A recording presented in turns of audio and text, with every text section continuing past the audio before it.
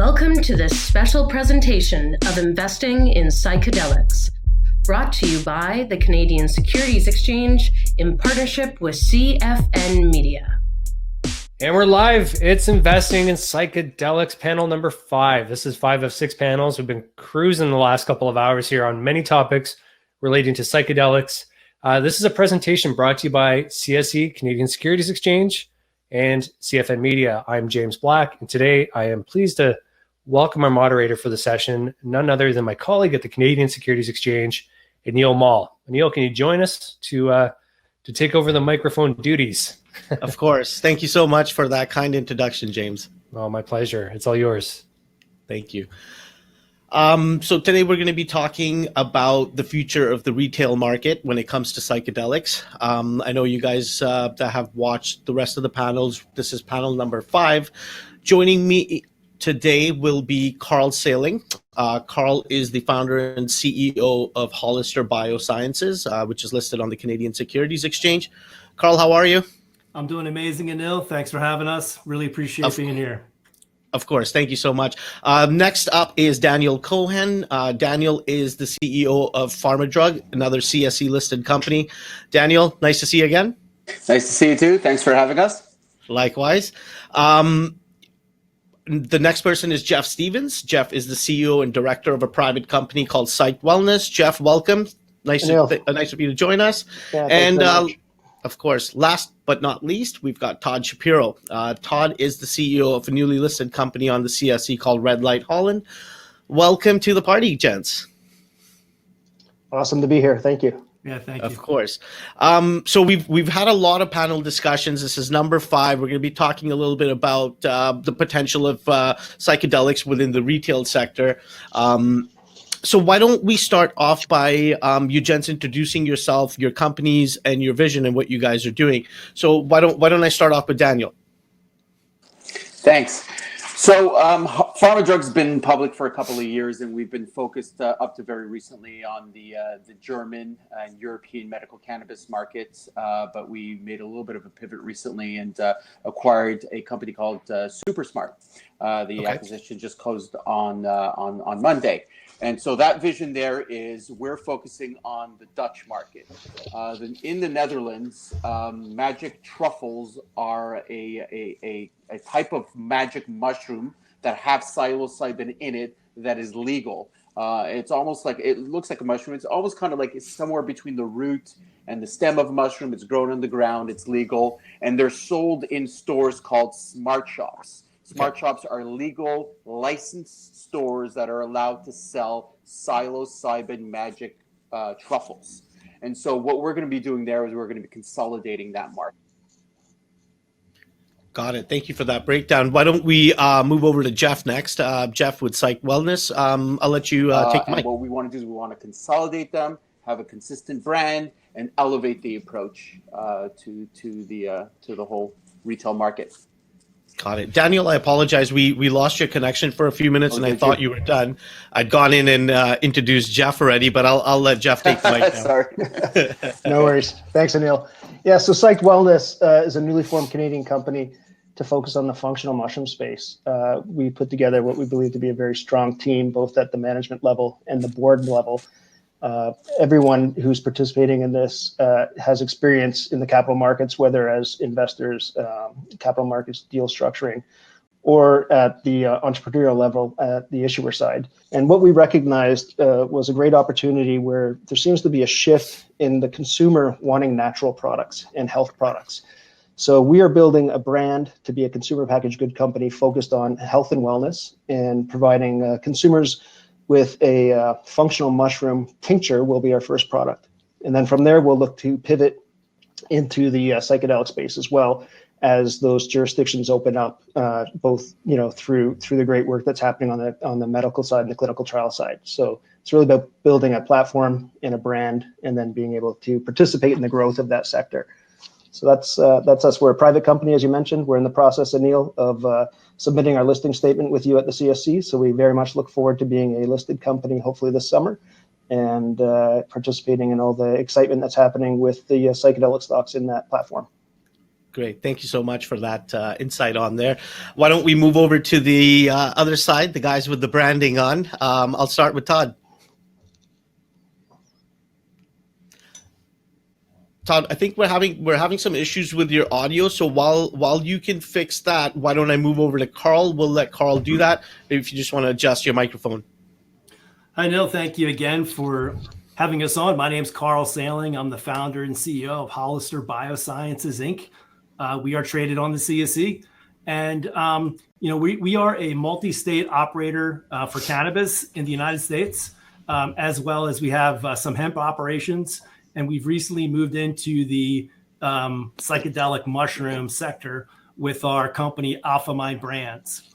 Now, Alpha Mind Brands, the initial focus is going to be on functional mushrooms targeted to athletes and recovery, as well. We'll be on a parallel path doing research on psilocybin and the impacts on recovery for athletes. Got it. Todd, are you back? Did we got you? Still can't hear you. Maybe you just want to unplug your microphone. Might have a better connection. Try and log back in, Todd. Yeah, why don't you try to do that? Just try and log back in, and we'll let you do the intro. We'll give Todd a couple of minutes here to get back in. But gents, I do appreciate not only your patience, but also from our viewers and listeners. Times of COVID, everybody's working from home. So these little hiccups happen from time to time. While we wait for Todd to come back in, why don't we talk a little bit about the difference between, actually, I think Todd's back right now. Boom. We got you? Sorry about that. Hey, no worries, Todd. Perfect timing, actually, to join us again. So go ahead with your intro. I'll let you start with that. Okay, thank you again for having me. It's coming from a media background, and you think I'd be able to get the microphone at least right, but some weird issues here. So thank you for everyone for being patient. Not too dissimilar from everyone here on the panel right now. We're very, very excited for the sector as a whole. And I just sort of want to say here, not to give like a kind of a sports analogy here, but, we're all kind of sort of technically a little bit competitors, except for maybe Dan's company. But I'm really excited for retail to come together, all the while working on, I think, their medical and scientific divisions. And that's what Red Light Holland is doing. So as Dan mentioned earlier, in the Netherlands, and, this is really exciting for us. The magic truffle is very legal. We have legal opinions to back that up. We're on the CSE exchange. We're quite proud of the work that we've done to get on the exchange to help legitimize the industry, in fact, and to legitimize this entire sector and our belief in the sector without making medical claims yet, but anecdotal claims. We really want to be a part of one of the leaders, and hopefully all these other companies are leaders too, globally, to show how significant psilocybin and psychedelics can be for the good of humankind. And I really believe that. Luckily, we can come out as a recreational brand right from the get-go. So we've set up, we're starting to set up our facility. I should be careful how I say that. In the Netherlands, we've leased a facility in a town called Horst. And what we're doing is we're going to be producing premium magic truffles. The goal will be to have them to GACP standards, as well as set up a division on the medical side of things for Red Light Holland, where we try to set up an EU GMP facility. Granted, it takes some time to get certified, so that is down the road, to be able to have our rec division for GACP that sells the premium brand of truffle in a legal microdose fashion. That is our number one product line that we're going to be coming to the market with. We want responsible use. We want to do it all within compliance. And as we've said many times, there's a lot of people microdosing mushrooms right now, and for that psilocybin in smaller dosages. And we think with Red Light Holland, to be able to have this in a legal microdose form through the magic truffle, that we can make that claim once the product is ready to sell, that we'll be the only legal microdose that's on a publicly traded exchange in the world. And then back to the medical side, we want to set up EU GMP because we really want to have a big focus on clinical trials, on testing, on hopefully even selling our truffles to some of the bigger trials and the bigger companies that are trying to work and prove out drugs and theories that psilocybin can in fact help with depression, anxiety, post-traumatic stress disorder, save lives from cutting back from suicides, reverse concussion syndromes, all these things that anecdotally we've read and done some deep dives on in the past. I really appreciate you giving our audience that breakdown into the sector and what your company's doing. Dan, on your part, I appreciate you filling us in what the difference between a mushroom and a truffle is. I was going to get to that, but I'm glad that you were able to touch on that point a little bit. Why don't we talk a little bit about, obviously there's a lot of talk of functional mushrooms, and then there's the psilocybin, which is the magic mushrooms. Obviously, psilocybin, from my research anyways, I've known that it's not known to cause depression, cravings, withdrawals, things like that. But why don't I let you participants comment on your views on functional mushrooms and the psilocybin? And why don't we start with Jeff with Psyched over on my right-hand side here. Sure. Thanks very much. Well, listen, the mushroom kingdom's incredible. There's over like 1 million varieties. And of that, I think 2,000 of the mushrooms are considered edible or medicinal. And of the 2,000, only about 15 are considered to be functional. And so when we're talking about a functional mushroom, you're talking about a mushroom that has the nutrition value, but beyond that has a health and wellness value. So beyond just the nutritional value of eating that mushroom, you're going to have something that benefits you, whether that be, for focus or for gut bacteria. It's going to provide something beyond the nutrition value. And that's what we call a functional mushroom. When it comes to the psilocybin, that's one of the psychoactive ones. And maybe I'll pass it over to Todd or Dan or Carl to discuss that, because that's really where they're focused right now. We're going down that path. And the mushroom that we're starting with is not a psilocybin. It's a different muscimol is the active ingredient. So I'll turn it to the experts on that. Of course. So when I just want to jump in here. So when we say functional mushrooms, those would be considered like the lion's mane, the rishis. Would that be correct? Yeah, that's right. Yeah. And I guess Carl or Todd, you guys, one of you want to jump in, or even Dan, into the psilocybin side? Well, I'm more on the functional side at the moment, because that's where our focus is today, because that's where we can actually generate some revenue. But I really just want to say the whole reason I think everybody's here is because mushrooms, functional and psychedelic, can really help people. And that's our driving force, is just to really find things that can help people. So that's absolutely. Yeah, and to add to that, Jeff, I'm definitely not an expert, and I've been very candid about that from sort of the get-go of starting Red Light Holland, where my interest into psilocybin and sort of psychedelics as a whole really only started a couple of years ago. There have been wonderful pioneers and incredible advocates for decades, from whether it's Paul Stamets or Hoffman or you name it, and everyone I think has read up on these wonderful individuals. There's a doctor in the UK named Dr. Rosalind Watts, and just what she's doing and the work that she's putting out there. So by no means am I on that level, but the level that I am at is, one, a big believer and passionate about the products that we're all speaking of for health and wellness. We're looking forward to being a part of the process, especially within psilocybin, that can help medically prove that out. In the interim, what we can do within Holland and within the Netherlands is we can have a product that goes to market, brand it very well, brand it responsibly, like I mentioned, and then watch the world. And I really believe this when I say the world, really focus on decriminalization and legalization movements within psychedelics. And the reason being is, people are doing them anyway. I mentioned earlier, everyone's microdosing. Someone knows someone who's microdosing. They're getting this stuff. They're getting it illegally right now.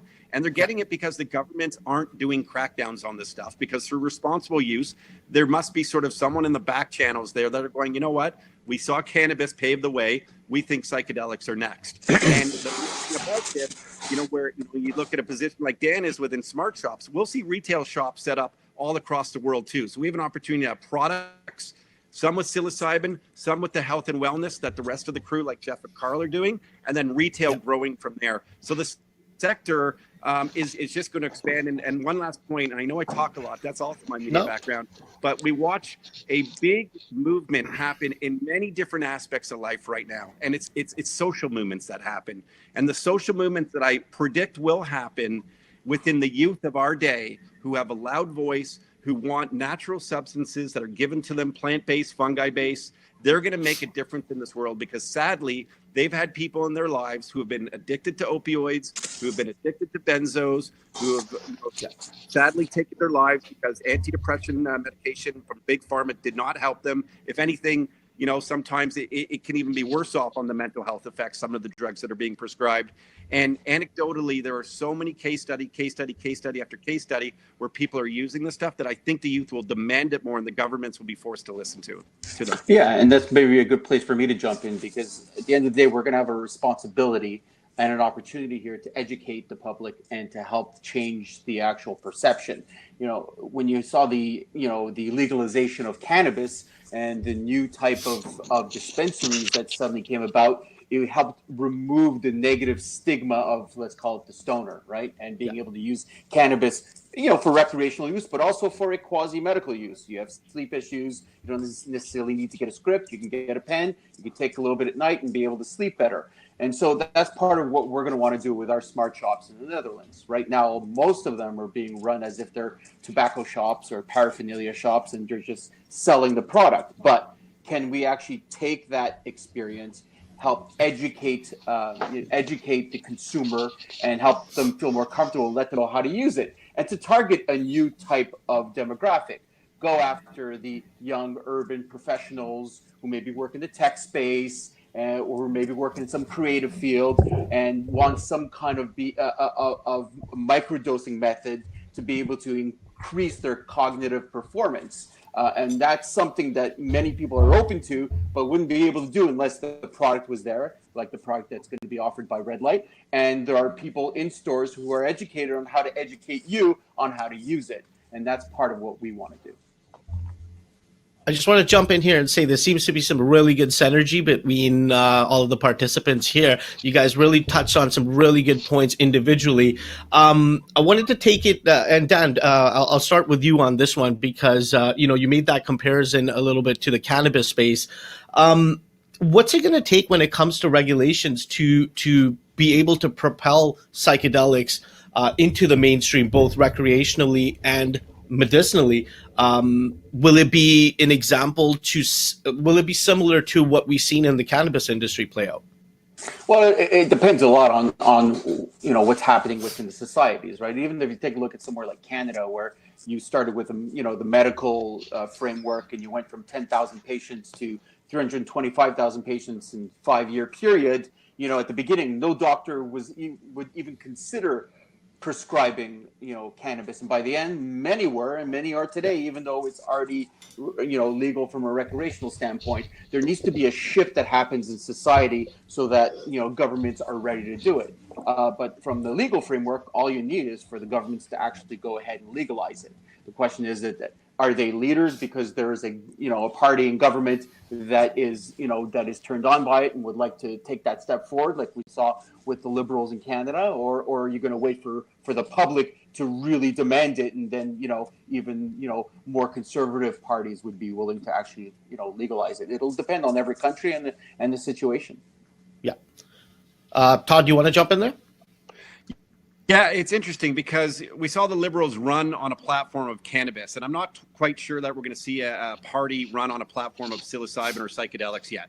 What I think will, as I said earlier, to sort of back up what Dan was saying and really to reiterate, I think you're going to see a public perception end the stigma on what they will anecdotally prove out the benefits of, and companies like ourselves, plus some of the more medical and scientific ones, which will really help with working capital behind us. And that's the beautiful part about being listed on the CSE, gets you access to capital. And we want to work with all these different all these different individuals within this sector to raise and elevate us together. I mean, this is what psychedelics stand for: no ego, connectivity of humans, working together as one.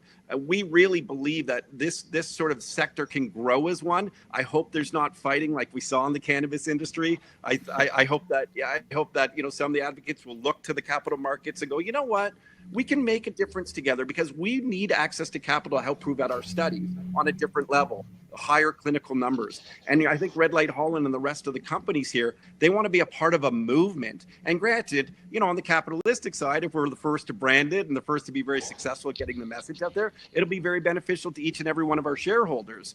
But, in the intern, let's grow this and elevate this together. And it will, I mean, listen, it's very sad what's going on the planet right now, all across the planet. There is a mental health crisis right now, and I don't care what anybody says, and they can look at a logo and they can look at a guy that comes from a media background or any of us. I know that we have our hearts in this. We're empathetic to people's needs, and we want to make that difference.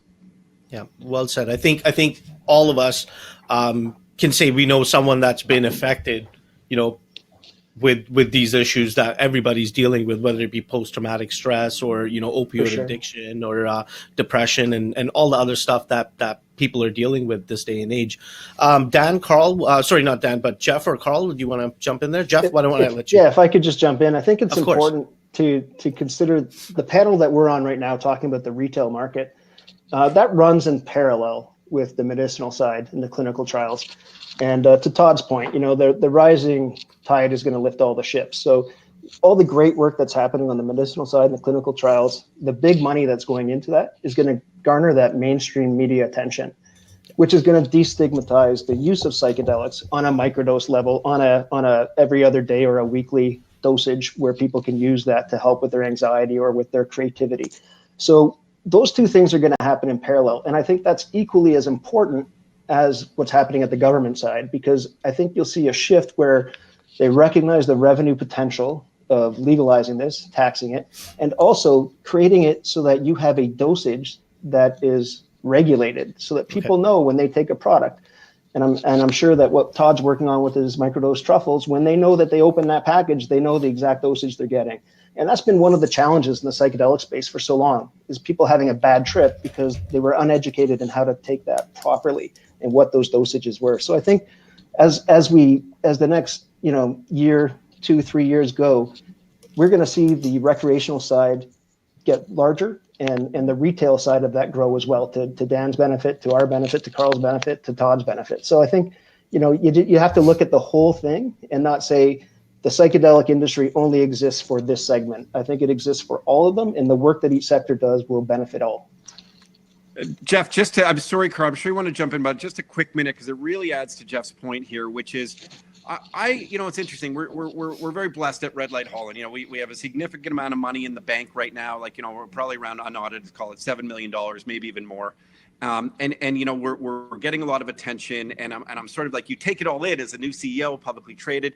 And I've had a couple of questions like, are you sure you feel comfortable with a psilocybin-based product on the shelves? And I thought about it exactly how you just put it, Jeff, which is we want to do it compliantly, legally, education and with responsible use. And the interesting thing about that stigma about back in the day when people were in college, took a crazy amount of mushrooms and, had this crazy trip and this crazy night, and some good, some bad, no one would ever take that amount of medication from Benadryl to Tylenol to prescribed medication. Like, no one would ever do that amount of drugs, ever. And if you did, it would usually end up really bad, in fact, terribly bad in most cases. So, back to what Jeff is saying, and I think what Dan's saying through the smart shops, and I'm sure Carl agrees, we want to educate. We want to ensure that people don't ever look at it like you should take 30 grams, because that stuff, it could be dangerous, and we don't want it to be dangerous. Absolutely. I know we'll be getting into the dosages and some of the science behind that in a little bit here, but I'm gonna let Carl jump in here because I'm sure he's got some points that he wants to bring up as well.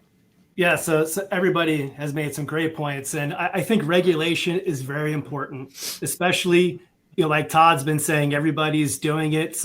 They're somehow getting it, and like, how is it being grown, right? Like, what medium are they using, like, right? So. The way cannabis has gone, especially in the States, and I like to use California because California has some pretty strict testing. Yeah. You're right now in California, when you go to a dispensary and buy cannabis, it's the safest, cleanest cannabis it's ever been.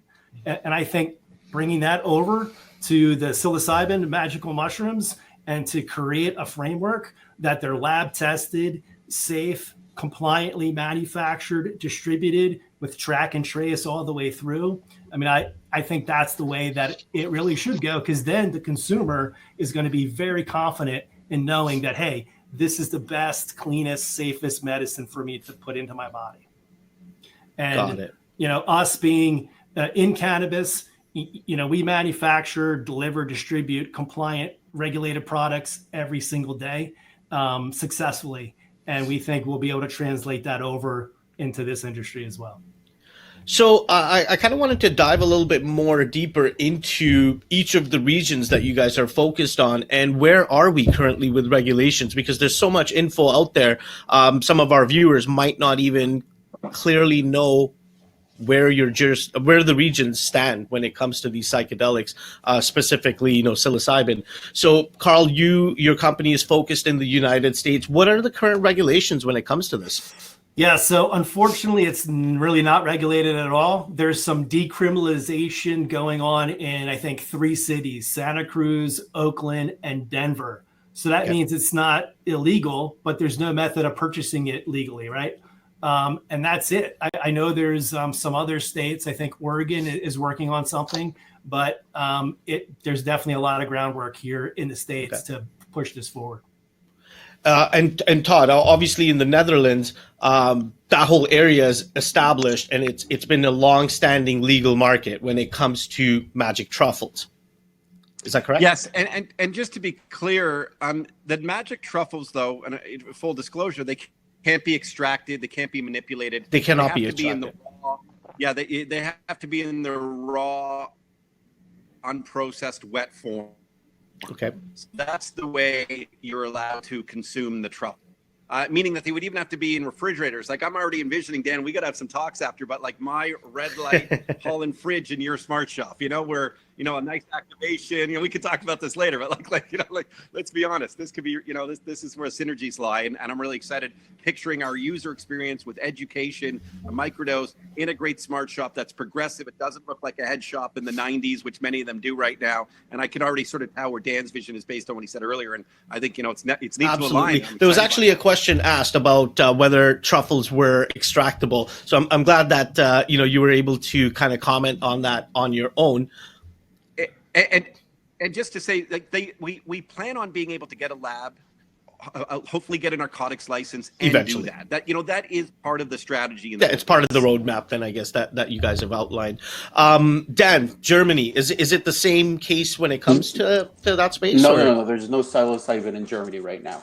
Okay. So in Germany, we have a narcotics license, and we deal with medical cannabis specifically in Germany. But that's what we're going to be doing in Germany. There's no psilocybin there yet. If it does progress and go there for whether it's psilocybin or any other, or the ibogaine and whatnot, then we would get involved. But for now, we're going to keep our psilocybin activities in the Netherlands, where it is legal. I can actually support what Todd said, obviously, because we're on the exchange and we have a business focused on psilocybin, but we also have gotten legal opinions and in the Netherlands, it's very unique that it's fully legal, and they can be sold in stores, and they're licensed stores. So all of that is legal, but it's still very early and it's very limited because it's the magic truffle.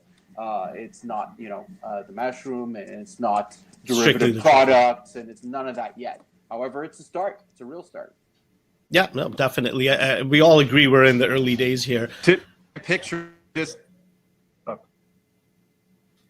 So sorry, I was just going to say, I apologize. To paint a picture, when I was in the Netherlands pre-COVID, well, it was actually during COVID in February, there were lineups outside of current smart shops. There are lineups for these truffles. The truffle industry is booming and growing. Psychedelics are growing, as we know. It's look what we're all doing here. Psychedelic sector is growing, but the place to get it, and people know this, is in the Netherlands. The truffle is much more common than it might be, and I think I look to what Dan's doing, what we're doing more specifically, where it's really about the mushroom right now. I'd like to hopefully make that a household name, where people think of magic mushrooms, they don't necessarily across the world think of a magic truffle. And I think that's what we're working to do. And the neat part about Red Light, when we eventually get to production, is we would like to think of Red Light as not only a brand, and here we are as a great, cool brand with Russell Peters as our chief creative officer, and amazing behind me, including Bruce being the chair advisory board, but also maybe even looked at as a strain like Kush is to cannabis, just a brand, but it's a strain as well. And as markets expand across the globe, perhaps we can have that strain in those markets too. Todd, you bring up some really good points, but we're still having a little bit of choppy audio on your end. So I hope that our listeners and viewers were able to get the stuff that you're putting out there. Jeff, do you have any comments on this, or or do you mostly agree with the rest of the participants here? Yeah, no, listen, I think the focus for Psyched Wellness, again, the mushroom that we're focused on is called Amanita muscaria. That's and right. Amanita is probably one of the world's most recognized mushrooms you'll see. It's the red and white mushroom cap. It was used in Alice in Wonderland. It's probably the emoji that's on your phone when you do a mushroom emoji. I think it's on Todd's signature. So, it is world renowned. You recognize that. And the reason that we chose that as our first product, or MVP, it is a legal mushroom. So there's only a few places in the world where it's not legal, and it is not considered a drug. So this is a food. This is a functional food. It's a mushroom. So we are able to use that, and the reason we're able to is it's been used for centuries by tribes and in North America and Siberia for rituals, spiritual rituals. However, there's some compounds to it that if you don't process this properly, you can have a negative experience with it. So that was our opportunity. Psilocybin, people understand magic mushrooms. You can pick them, you can throw them right in your mouth and have a trip and enjoy that. Where with Amanita, you actually need to go a couple steps. You need to dehydrate them and process them to remove some of the compounds that would provide an otherwise unenjoyable experience.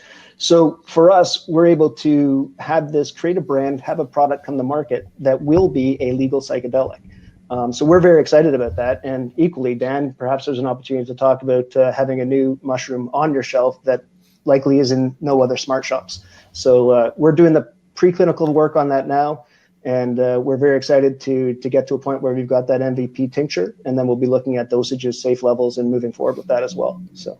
Yeah, great. Gents, I know we're obviously on a little bit of a time limit here. We've got a lot of stuff to talk about. So hopefully we can get all of this done. We can talk, go through some of the questions that are coming through as well. I want to talk a little bit about some of the products that are not only being advertised as coming to market, but what is being sort of researched and developed as well. So Todd, Jeff, I know you've talked a little bit about the tinctures, teas, and things like that. Todd, you've talked about obviously the microdosing kits when it comes to that with truffles. But Jeff, do you want to maybe comment on us on some of the other products in this space that are being worked on and that consumers can expect? Yeah, well, I think similar to what you see what's happening in the nootropics. There's multiple ways of ingesting these mushrooms. You process them and you put them into a powder. You can put them into a capsule for a microdose. You can have a tea. I think you'll start to see some of the strips. And again, to Carl's point, it's going to be all about regulation and being able to control the dosage and put it into an application that people can consume that safely. So I would think that any type of delivery system that you currently see in the nootropics and vitamin space, you'll likely see in the psychedelic space as well. Got it. Any of you other gents? I would concur with that. I mean, he said it all pretty much with that. Sorry. No, it's all good. I mean, that's the way it's going to go. I mean, I would love to see a nano emulsification that's a microdose that maybe hits you in a faster amount of time. That'd be interesting. It's funny because usually when we ask questions like this and we talk about everybody's got their own opinions on this topic, and it just seems like you four are all on the same page when it comes to this. Todd, we got your audio. We've got audio issues with Todd again, so Todd, we'll wait for you to kind of readjust that and come back in. I know on another panel there was talks about transdermal patches. Obviously, they're big when it comes to the cannabis space. A lot of companies are working on similar technology. Is psilocybin, truffles? Obviously, Todd mentioned that they're not currently slated for extraction, but eventually, as regulations and the process improves, it'll be out there. Basically, what I wanted to know is do we see things like that coming into market as well, like transdermal patches, obviously like shakes and stuff like that? Well, I think all of those things are going to come to market at some point, but kind of like what we said with the Netherlands, none of that is legal yet, so we're not really seeing it. And historically, for magic mushrooms, you didn't really see people going into that. While the black market in cannabis got into the extracts and moving into new products before it became legalized, you haven't really seen that with psilocybin yet. A little bit of a different at some point we're going to get there, but it is a little bit different. And psilocybin up to now has been about ingesting it in its natural form. Yeah, absolutely. I want to talk a little bit about branding when it comes to the retail space, because I imagine, just like in the cannabis space, branding with these products is going to become a big topic in a segment when it comes to it. I'm going to talk to this one a little bit. I'm going to start with Carl and Todd. And then I'll come to both Dan and Jeff for comments on this, and feel free to jump in if you guys like. But why don't we talk about branding? Where do we see this space evolving? Obviously, Todd, who is probably readjusting his stuff right now, we've seen his microdosing kit, looks neat, a lot of interest around it. People are really curious. But what are your comments on that, Carl? I mean, you come from the cannabis space. You've done a lot of branding when it comes to your products. Got a Hashbone hat on. So why don't you talk to us on where you see the space evolving when it comes to branding? Yeah, so branding, I think, is going to be super important, especially in this space, and probably aligning with other brands, celebrities, athletes, things like that to reinforce the brand. Our kind of path is we're launching with our functional mushrooms to build our brand, so that way once we have our psilocybin product available, we'll have some crossover, from already being out into the marketplace. So that's the goal. But you're being able to build a brand that communicates, that educates all the benefits to the customer, and it is vitally important. I really believe that, and I know Todd's doing a great job already, and I'm really looking forward to seeing everything that he does as well. Thank you. Looks like we've gone a little bit longer than we expected. I see James Black popping back on here. I'm keeping you on time.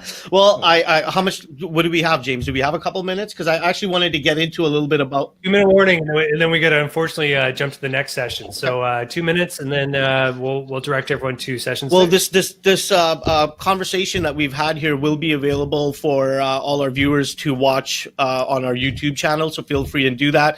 Contact details for all the gentlemen that are participating will also be available. I know there's a lot of questions that we didn't have a chance to go through. There were some really good ones. So I would definitely encourage you to reach out to each of these gentlemen through their various channels, whether it be LinkedIn or through their email address that we provide to you, and feel free and relay those questions over to them.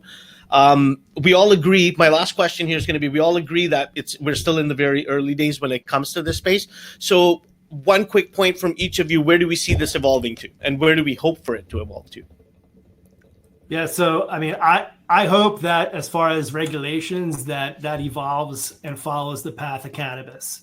The dispensary model works; it's proven, and I think that would be a really great way for this to go. Got it. One of my buddies a couple of days ago said to me, "Hey Todd, when do you think your products will be legal across the world?" And being the CEO of a publicly traded company, you got to be very careful with forecasting. If he was just my buddy, I would have had a different answer. And the reason why he asked is because he was microdosing himself. I won't say his name because he was doing it illegally. As I said earlier, and I really believe this, there's going to be a movement with responsible use and compliance. You're going to see recreational products with psychedelics, psilocybin specifically, what we're discussing. I think in many different markets, I'll be careful how I say it, but it might, this is anecdotally what I'm saying, that you'll see it, these movements happening across different markets all over the world. Got it. Dan? Yeah. Or Jeff, sorry. I agree. I think that, again, back to my earlier comments, I think the work that's happening on the medicinal side and the clinical trials, those are going to open up doors. There's pressure right now from various states for the 2020 election campaign to decriminalize and legalize. You start to see that movement, and it continues. We witnessed it in cannabis, and I think we're going to witness a very similar thing in the psychedelic space. Listen, the pharmaceutical companies are scared because they haven't had a drug discovery in years that can do what psychedelics can do. So I think there's a huge opportunity for all the companies involved here, and it will happen. It's just a matter of when and being positioned to participate in that growth. Well said. Dan, I don't have audio from you. I was going to touch it. Natural-based medicines. That's really what it comes down to, right? Whether it's cannabis or whether it's mushrooms of many sorts. I think that there's continual movement towards acceptance of it in different societies at different paces, but we're seeing it happen. And I think that the psilocybin or the psychedelics are going to catch up to cannabis quite quickly. Perfect. Well, I want to thank you, gents. Each of you brings something special to the space. Looks like the future is bright. I've learned myself. I myself have learned a lot listening to all these panels, including yourselves. To all our viewers, this content will be recorded and available on CSE TV on YouTube. Feel free and view this. And each of these gentlemen that's on the panel has also pre-recorded a micro session with us.